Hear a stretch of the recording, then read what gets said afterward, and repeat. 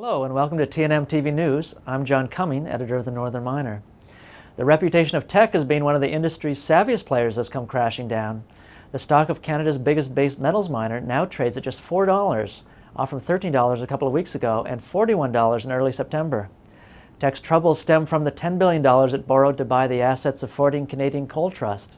It's a deal cooked up in July when Teck thought the sky was the limit for metallurgical coal prices.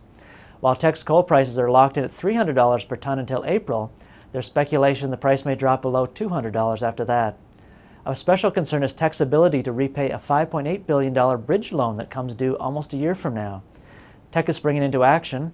It's suspending its $500 million dividend, pushing for a $1 billion tax refund, postponing every kind of capex imaginable, and trying to sell its gold assets. Next we have a report from senior staff writer Trish Saywell, who's just back from Rio. Serra Pelada will go down in history as the biggest hand-dug open-pit mine ever. At the height of the gold rush, as many as 70,000 miners from all over Brazil worked in the pit, which grew to a width of about 15 soccer fields and reached a depth of about 130 meters.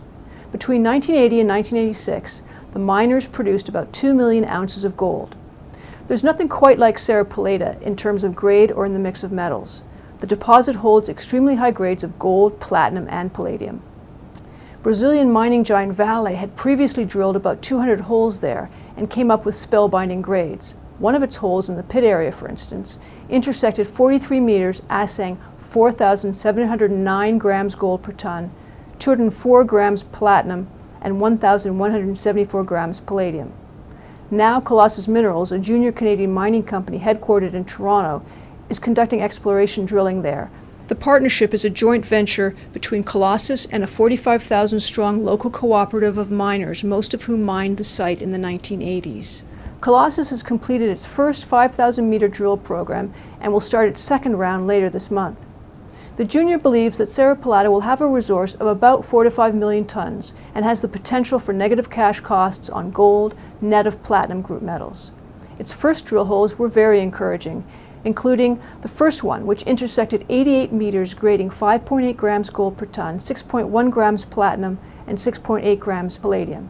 This is Trish Saywell for the Northern Miner. Thanks, Trish, and look for Trish's full report in our exploration feature section in this week's paper. Meanwhile, we were shocked by Apex Silver Mines and its quick and dirty sale of its gigantic San Cristobal zinc-silver-lead mine in Bolivia.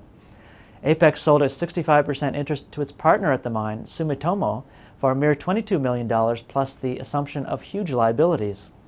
These liabilities were racked up after just about everything went wrong at the one-year-old mine. Massive debts, construction cost overruns, bad hedging and forward sales, plummeting zinc and silver prices, skyrocketing cash costs, and substantial tax hikes.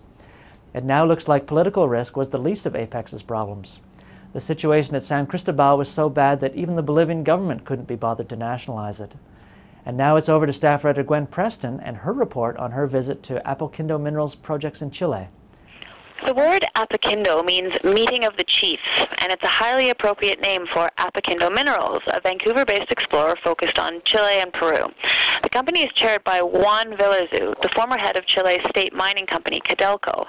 Villazu took Codelco, the biggest copper producer in the world, from red ink to multifold expansion in 9 years, and now the one-time Copperman of the Year has brought his expertise, as well as several valuable friends from the copper world, to this junior player.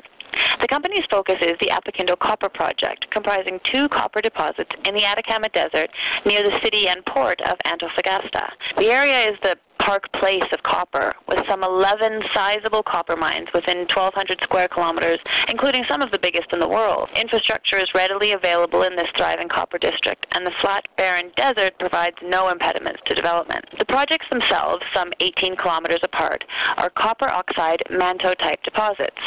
Both host small-scale underground workings, which have been invaluable to Apoquindo's geologists.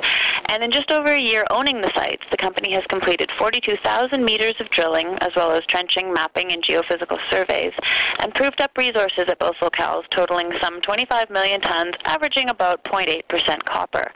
Recent drilling results look set to boost both the tonnage and the grade of the resource.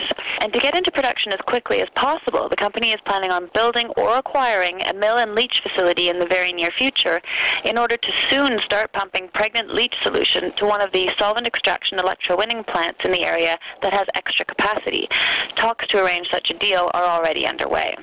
With 2 early-stage projects also on the go in Peru, Apoquindo has its plate full. The company is currently trading at around 40 cents. This is Gwen Preston for the Northern Miner in Vancouver. Thanks, Gwen, and thank you for watching. See you next time.